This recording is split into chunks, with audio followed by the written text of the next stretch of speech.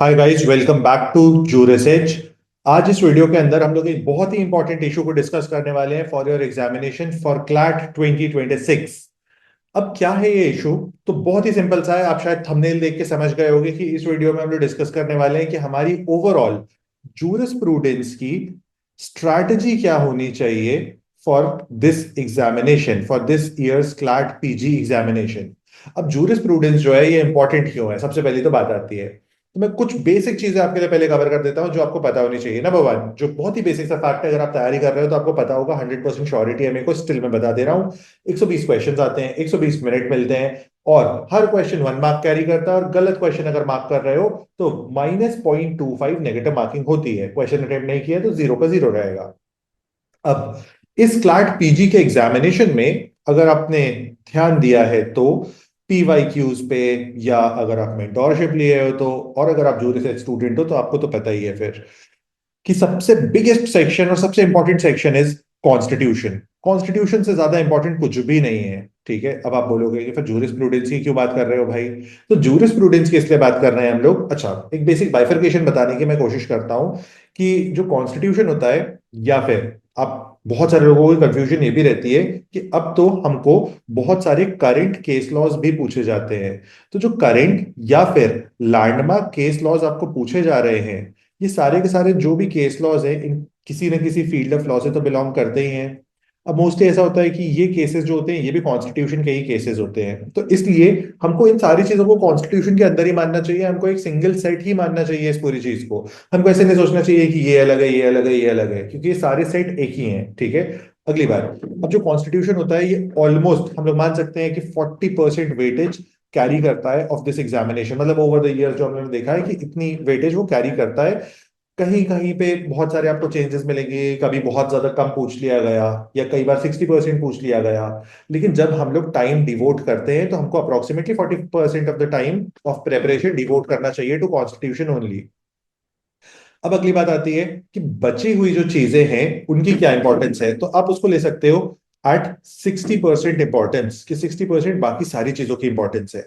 अभी जो 60% वाली चीजें हैं, इसमें ही one of the most important topics is jurisprudence. तो अगर आपने यहाँ पे जूरिस्प्रूडेंस को बहुत अच्छे से पढ़ लिया तो आप मान के चलो कि आपके सिलेक्शन की प्रोबेबिलिटी बहुत ज्यादा बढ़ जाती है। अब मैं आपको इस बात को एक दूसरे तरीके से एक्सप्लेन करने की कोशिश करता हूँ जो आपको अच्छे से समझ जाएगी। कॉन्स्टिट्यूशन सबको पता चल गया कि सबसे इंपॉर्टेंट है। कॉन्स्टिट्यूशन के केसेस इंपॉर्टेंट है, लैंडमार्क केसेस जो होते हैं मोस्टली कॉन्स्टिट्यूशन में होते हैं, सबसे highest number of landmark cases. अब जो रीसेंट जजमेंट्स हैं वो भी कॉन्स्टिट्यूशन से के बेसिस पे सारे लोग पढ़ के जा रहे हैं लास्ट 3 इयर्स के। अब तुम में और तुम्हारे कॉम्पिटिटर में डिफरेंस कहां पे आएगा? डिफरेंस बनाते हैं दूसरे सब्जेक्ट्स। सिलेक्शन का क्राइटेरिया बनाते हैं दूसरे सब्जेक्ट, क्योंकि कॉन्स्टिट्यूशन सब पढ़ के आ रहे हैं। लॉ में 90% एस्पिरेंट्स जिनको भी आज तक मैं मिला हूं, या मैं खुद, सारे ही लोग कॉन्स्टिट्यूशन में इंटरेस्टेड होते हैं। तो अब कॉन्स्टिट्यूशन की जो फाइट करने की प्रोबेबिलिटी होती है ना, कि कॉन्स्टिट्यूशन के बेसिस पे आप जीत सकते हो, वो बहुत ज्यादा कम हो जाती है। वो होता है कि कॉन्स्टिट्यूशन में आप जितने बाकी सारा एक नेशनल एवरेज आ रहा है, आप वहां पे थोड़ा सा ज्यादा ला सकते हो अगर आपने अच्छी प्रेपरेशन की है, या अगर आपकी खराब प्रेपरेशन है तो कम आ जाएगी। मीडियम लेवल की प्रेपरेशन है तो आप उसी ब्रैकेट में आके फॉल करोगे कि जितने सारे लोग के सही क्वेश्चन हो रहे हैं उतने ही मेरे भी होंगे। लेकिन जूरिस्प्रूडेंस जैसे सब्जेक्ट जो बहुत सारे लोगों को पसंद नहीं होते हैं, वो मेजर डिफाइनिंग फैक्टर बनते हैं इन दिस एग्जामिनेशन। अब आप अपने हित में इस एग्जाम को कैसे डिसाइड कर सकते हो, ये बात आज हम लोग करने वाले हैं इन दिस वीडियो। तो आई बिलीव आपको एजेंडा समझ आ गया होगा। इस एजेंडा के साथ अब हम लोग को आगे बढ़ना चाहिए। अब बात आ गई है कि हम लोग को पढ़ाई कैसे करनी है। तो सबसे पहले, अगर आप स्टार्ट कर रहे हो इस वीक में प्रेपरेशन को, यानी कि आप अभी वीडियो देख रहे हो और अपनी प्रेपरेशन को कर रहे हो, या आपने एक बेसिक लेवल पे पढ़ लिया है लेकिन आप कॉन्फिडेंट नहीं हो इन सब्जेक्ट लाइक जूरिस्प्रूडेंस, तो आपको यहाँ पे स्पेसिफिकली जूरिस्प्रूडेंस के लिए क्या करना है? तो आपकी वीक 1 की स्ट्रैटेजी होनी चाहिए to work on foundation. Foundation का मतलब है हमें बेसिक चीजें पढ़नी है। अब बेसिक चीजों में हमें किन चीजों को पढ़ना होता है? तो सबसे पहले और सबसे बेसिक चीज, मैं आपको हर चीज को बहुत ही क्लियर कट बता रहा हूं। सबसे पहली चीज जो आपको पढ़नी चाहिए, that is definition and nature of jurisprudence. ये बहुत इंपॉर्टेंट है। ठीक है, इसकी आपको बहुत अच्छे से, बहुत ही क्लियर कट नॉलेज होनी चाहिए। आप एक बार बहुत अच्छे से किसी भी बुक से रीड कर लो, किसी भी रेफरेंस बुक को आप जिसको भी यूज करना चाहते हो। बाय द वे, मैं तुम्हें बताना चाहता हूं कि जो जूरिस एज के फाउंडर डायरेक्टर हैं, जिनका नाम है सुदीप्ता भावमिक। आप जिनको बहुत अच्छे से जानते हो, जो हर थर्सडे को लाइव क्लास लेने आते हैं। उन्होंने सबसे फेमस बुक लिखी है, of jurisprudence for CLAT PG students. आप उसको भी रेफर कर सकते हो, अमेजोन पे भी अवेलेबल है वो बुक। और अगर आपको कहीं पे किसी फ्रेंड से लेंड करना है, जिस फ्रेंड के पास है, या अगर आपके कॉलेज के लाइब्रेरी में है, तो बहुत ही अच्छी चीज है, आपके लिए और ज्यादा आसान हो गई जर्नी। और अगर आप चाहते हो कि जूरिस्प्रूडेंस में हम लोग आपकी हेल्प करें, तो इस केस में आप हम लोग के बैच को चेक कर सकते हो। हम लोग का लेटेस्ट बैच बहुत ही रिसेंटली लॉन्च हुआ है, जिसके अंदर हम लोग सारी चीजें कवर करने वाले हैं आपके लिए। और उसमें हम लोग आपके लिए एक स्पेसिफिक बैच भी लॉन्च किया है, जहां पे हम लोग पीएसयू वाइज ट्रेनिंग करेंगे, यानी कि हमें पीएसयू के लिए क्या सारी चीजों को ध्यान रखना चाहिए, हम कैसे इंडिया के टॉप 30 या 35 स्टूडेंट्स के अंदर आ सकते हैं to get into PSU, वो तैयारी होगी। जूरी सेज ने ओवर द इयर्स बहुत अच्छे रिजल्ट प्रोड्यूस किए हैं, तुम जानते हो, मैं जानते हो, अनडाउटेबल सी चीज है। हमारी जो बेस्ट रैंक थी लास्ट कुछ ईयर्स में, that was all India rank 5। आप बाकी रिजल्ट्स को भी देख सकते हो। अ, और अब जूरिस्प्रूडेंस में हम लोग को जो नेक्स्ट इंपॉर्टेंट चीज पढ़नी है, that is schools of jurisprudence. तो अब यहाँ पे जब हमने फर्स्ट टॉपिक पढ़ लिया, तो इसके बाद तुमको डायरेक्टली मूव करना है टूवर्ड्स स्कूल्स ऑफ जूरिस्प्रूडेंस। अभी जो स्कूल्स ऑफ जूरिस्प्रूडेंस है, इसमें कौन कौन से स्कूल्स पढ़ने हैं और कितने डेप्थ में पढ़ना है, तो मैं डेप्थ पे जाऊंगा तो बहुत ज्यादा टाइम लेगा, लेकिन मैं आपको सुपरफिशियली बता दे रहा हूं। सबसे पहले आपका प्रिपेयर्ड होना चाहिए नेचुरल स्कूल। ठीक है, नेचुरल स्कूल बहुत इंपॉर्टेंट है, आपको पता होना चाहिए। सेकंड होना चाहिए पॉजिटिविस्ट स्कूल या फिर एनालिटिकल स्कूल। इसके बाद थर्ड स्कूल जो है, दैट इज हिस्टोरिकल स्कूल। तो यहाँ पे हम लोगों ने थर्ड प्रिपेयर किया, हिस्टोरिकल स्कूल। इसके बाद हमको जाना चाहिए सोशियोलॉजिकल स्कूल पे। देखो, अगर इस क्रोनोलॉजी को फॉलो करोगे तो आपके लिए भी आसान होगा, और एक पर्टिकुलर रिदम है पढ़ाई करने की, उस रिदम से आप ब्रेक ब्रेक नहीं करोगे। नेक्स्ट हमको मूव करना चाहिए रियलिस्ट स्कूल पे। तो ये हैं जो सबसे इंपॉर्टेंट स्कूल्स हैं आपके पूरे के पूरे प्रिपरेशन के लिए, और इन सारे स्कूल्स को आपको बहुत अच्छे से कवर करना चाहिए। This should be your target of first week. अगर आप इसको अचीव कर लेते हो, तो आप मान सकते हो कि आप अब अपने क्लैट पीजी की, या फिर एक टॉप एनएलयू में जाने की, या फिर पीएसयू जाने की जर्नी में बहुत तेजी से भागने लगे हो। यहां से बात आ जाती है कि हमें नेक्स्ट वीक, यानी कि अब यहां से हमें लेना चाहिए वीक 2। वीक 2 में क्या टारगेट्स रखने चाहिए और किन टारगेट्स को अचीव करना चाहिए for jurisprudence specifically, not for CLAT PG. सिर्फ यही पढ़ाई करनी है क्या? बिल्कुल भी नहीं, तुम्हें इसके बियॉन्ड बहुत सारी और भी पढ़ाई करनी है, और तुम्हें उसे इंश्योर करना होगा। मैं सिर्फ जूरिस्प्रूडेंस वाइज बता रहा हूं तुम्हें। यहां पे होना चाहिए हम लोग के लिए राइट्स एंड ड्यूटीज। तो यहाँ पे सेकेंड वीक को आपको स्टार्ट करना है विद राइट्स एंड ड्यूटीज। इसके अंदर मल्टीपल चीजें आती हैं, मल्टीपल थ्योरीज आती हैं, लीगल पर्सनालिटी आती है। सबसे पहले तो थ्योरीज पढ़ लेना, उसके बाद लीगल पर्सनालिटीज वाला कॉन्सेप्ट पूरा का पूरा अच्छे से तुमको पता होना चाहिए, तुम्हारा कुछ भी ऐसे नहीं होना चाहिए जो तुमने छोड़ दिया है। इसके अंदर आएगा concept of legal person, concept of liability concept. ये दोनों कॉन्सेप्ट जो है बहुत ज्यादा इंपॉर्टेंट है for examination, and over the years इससे कई सारे क्वेश्चंस आए हैं, इसलिए भी तुम्हें पता होनी चाहिए ये चीज। उसके बाद ओनरशिप एंड पोजेशन, ये काफी एक्सपेक्टेड सा एक टॉपिक है, जिसको कहते हैं ओनरशिप एंड पोजेशन। इसके बारे में भी तुम्हें एक इन डेप्थ नॉलेज होनी चाहिए। देखो, इन सारी चीजों को पढ़ने में थोड़ी सी एफर्ट लगती है, मैं मानता हूं, लेकिन आपको ये एफर्ट करनी पड़ेगी। आप इस एफर्ट से बच नहीं सकते हो, इस एफर्ट से भाग नहीं सकते हो।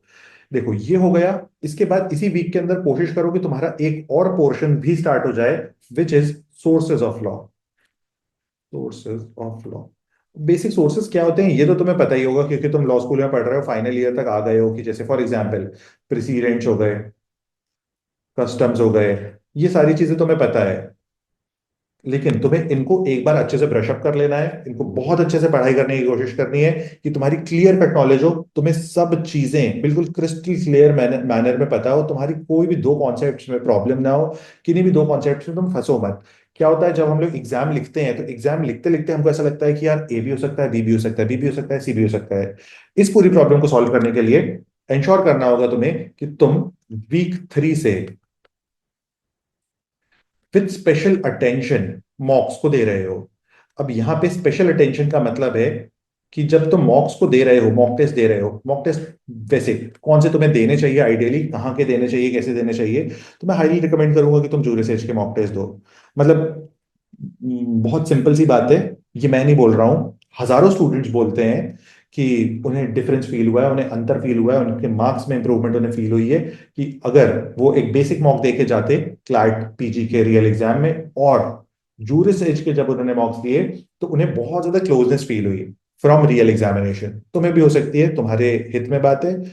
फॉलो करना ना करना तो तुम्हारे हाथ में होता है। बचपन से माँ बाप बोलते हैं पढ़ाई करो, गुड लॉ स्कूल में जाओ, अच्छा करियर बनाओ, अच्छी जॉब पाओ, लेकिन सुनने वाले तो बहुत कम होते हैं इस दुनिया में। अब इस वीक 3 में तुम्हें थोड़े से एडवांस्ड टॉपिक्स को पढ़ना होगा। देखो, मॉक्स कर रहे हो, मॉक्स की स्पेशल एनालिसिस कर रहे हो जूरिस्प्रूडेंस के पॉइंट ऑफ व्यू से कि अगर तुमने एक कॉन्सेप्ट पढ़ा है, तुमको क्वेश्चन नहीं बना, तो उस पूरे कॉन्सेप्ट को जाके पढ़ लो फिर से दोबारा से अच्छे से, कि तुम्हारी कोई भी चीज मिस ना हो। अब जब तुम एडवांस्ड कॉन्सेप्ट्स पे जाओगे तो जैसे एडवांस कॉन्सेप्ट्स में तुम्हें क्या क्या चीजें पढ़नी चाहिए, तो सबसे पहले तो एकदम बेसिक सी जो बात होती है एडवांस कॉन्सेप्ट में, कि जस्टिस एंड पनिशमेंट के बारे में तुम्हें पता होना चाहिए।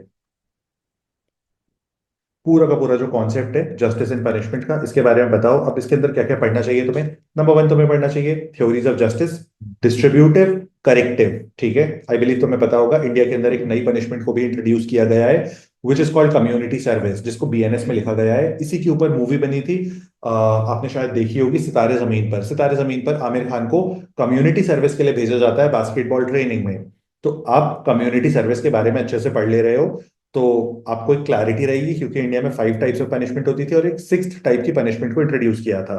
नेक्स्ट है theories of punishment. Theories of punishment में क्या क्या पढ़ना है। फर्स्ट, रेट्रिब्यूटिव, डेटरेंट एंड रिफॉर्मेटिव, तीनों तरीके की पनिशमेंट पढ़नी है। उसके बाद लॉ एंड मोरालिटी रिलेशनशिप, काफी फ्रीक्वेंटली पूछा गया है और आपको अच्छे से नॉलेज होनी चाहिए इस टॉपिक की भी। अब इसके बाद हम लोग कुछ जेनेरिक पॉइंट्स पे बात कर लेते हैं कि आपको कितना टाइम इन्वेस्ट करना चाहिए फॉर जूरिस्प्रूडेंस। क्या टाइम की इन्वेस्टमेंट होनी चाहिए एवरीडे बेसिस पे, क्योंकि देखो मैंने तो 3 वीक का बताया है कि तुम्हें किस तरह से एक किक ऑफ कर लेना है अपने पूरे प्रेपरेशन को। टाइम जो इन्वेस्ट होना चाहिए तुम्हारा for jurisprudence should be 1 to 2 hours every day. देखो, हर दिन तो टाइम देना बहुत ज्यादा मुश्किल होता है, at least 5 times per week। 5 times per week अगर तुम इतना टाइम देते हो, 1 से 2 घंटा, तो डेफिनेटली तुम बहुत अच्छे मार्क्स ला सकते हो इन जूरिस्प्रूडेंस। अगली बात है कि जब तुम लोग पढ़ाई कर रहे हो तो कोशिश करो कि एक क्रोनोलॉजी बनाओ, या फिर कुछ चार्ट्स बनाओ, या फिर माइंड मैप्स बना के पढ़ाई करने की कोशिश करो। अगर तो अब तुमको इस तरह के माइंड मैप्स चाहिए तो मैं भी तुमको हेल्प कर सकता हूँ, जिससे तुम सारी चीजों को याद रख पाओ।